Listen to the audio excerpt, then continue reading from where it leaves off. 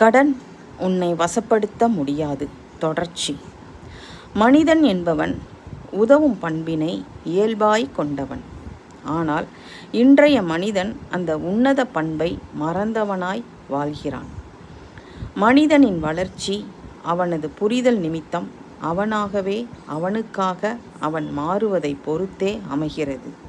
எனவே தன்னை வளர்த்து கொள்ள நினைக்கும் ஒவ்வொரு மனிதனும் நித்தம் மாற வேண்டியது அவசியமாகிறது.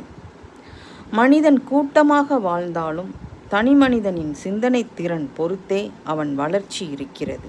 எனவே இந்நூல் தனி மனித வளர்ச்சியை குறித்து அக்கறையுடன் எழுதப்படுகிறது.